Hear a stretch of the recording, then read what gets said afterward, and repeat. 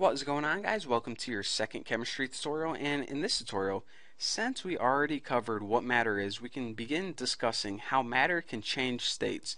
And I'm not talking about matter getting up and moving to California because it got in a fight with its brother.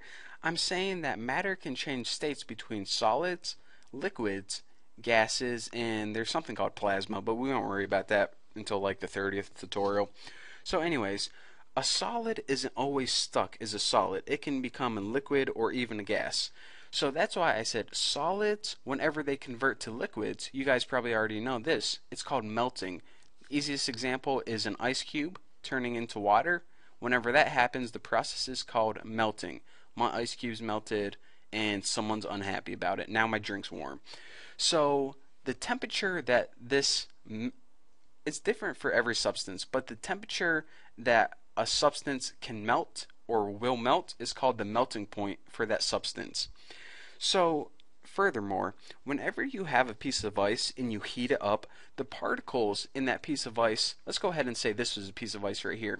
The particles in that piece of ice are jam-packed together, but when you go ahead and heat it up, those particles are going to gain energy and they're going to start shaking and going crazy, and eventually they're going to get so much energy they're going to start breaking apart from each other. And whenever they break apart, they're kind of doing their own thing, flowing freely, and they might be a little bit clumped together, but they aren't stuck together like the solid anymore. So that's what happens whenever you add energy, and we'll talk about energy later on, but whenever you add energy to a solid, the particles shake, and once they shake enough, they break apart until they become a liquid. So that's the process of melting. And if you want some fun facts, I guess, the melting point for ice is 32 degrees Fahrenheit or 0 degrees Celsius. Pretty interesting, huh? So now let's go ahead and talk about the boiling point. And you guys may understand this, but there's probably going to be a couple things that I need to touch on. So whenever you have a liquid and it goes to a gas, this process is called boiling. For example, if you had a pot of water and you heated it up until it became steam, that would be called boiling the water. You guys probably already know about this from making macaroni and cheese when you were a kid. You just didn't have these cool arrows and stuff. So typically, and I say typically because there are some exceptions, which we're going to be talking about later on. Typically, the process is solid to liquid to gas. In this example, I took a piece of ice. You would heat it up and it would become water, and if you heated up that water, it would become steam. But check it out. All of this is all water still. It's just in different states. Ice is technically water. Water is, of course, water. And steam is technically water. It's just a gas form of it. So how do scientists and chemists distinguish between these three whenever they're writing it on paper? Well, what they do is if they have a substance and they want to determine what state it's in, they just write S, L, or G in parentheses. So this would be H2O solid, which would be ice, H2O liquid, which would be water, or I say water, it's all technically water, but an H2OG, which would mean gas, and this would be the steam of ice. And another fun fact, the boiling point for water is 212 degrees Fahrenheit or 100 degrees Celsius.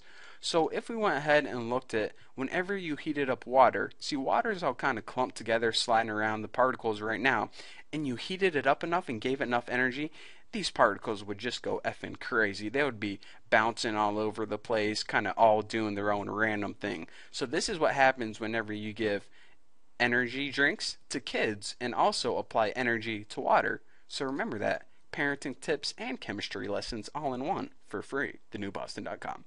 So now there's only one other thing. Well, actually two other things, but I won't spoil the surprise till the end. The freezing point is whenever you take a gas and convert it to a liquid. So now we're going in the other direction. We have that something that has a lot of energy and we're taking some energy away. So whenever we have a gas and we turn it back into a liquid, it's called condensation. And whenever we have a liquid and we turn it into a solid, it's called freezing. So basically, whenever you cool down water, it's going to eventually become a solid ice. So whenever you take the energy away, the particles are going to get closer and closer together until they're tightly packed together again.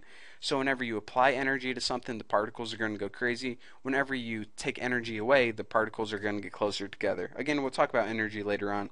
But Yeah, just want to say that. And by the way, I'm not going to give you the freezing temperature and the boiling temperature because they're the same as pretty much what I'm saying is the freezing points and the condensation points are the same as the melting and boiling points.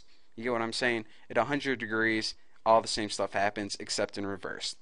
So you may be thinking, okay, I see what's going on here. Solid to liquid to gas, done with this tutorial. But hold on, you notice that there's some time left on this YouTube video, and that's for this little baby right here. Bam! Sublimation, my favorite thing. This is when substances go directly from solids to gases. Pretty weird, huh? So an example of this that you guys can probably picture is dry ice.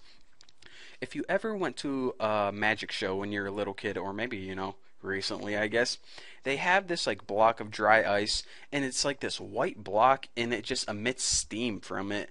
Well, that steam is actually a gas, and that what's happening is that matter is going through something called sublimation. That solid is turning directly into a gas, skipping the middle liquid state right here.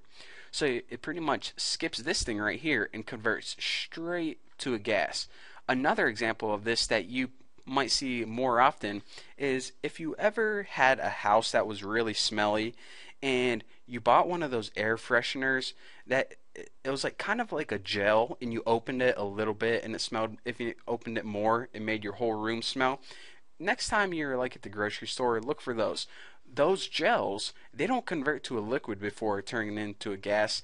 They pretty much go directly from a solid, a gel, to a gas, which makes your room smell nice. Hopefully. If your room's like really smelly and you have like dirty bologna sandwiches under your bed, then there's no use. You got to clean it. But if it's just a little smelly, then you can go ahead and get them.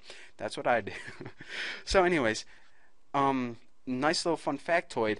The reverse of this, whenever gases go directly to solid, is called deposition. But we don't really talk about that because, sublimation is just such a more fun word to say. And Sublime is one of my favorite bands. So anyways, that's all I'm going to ramble about for this tutorial. So thank you guys for watching. Don't forget to subscribe, and I will see you guys next time.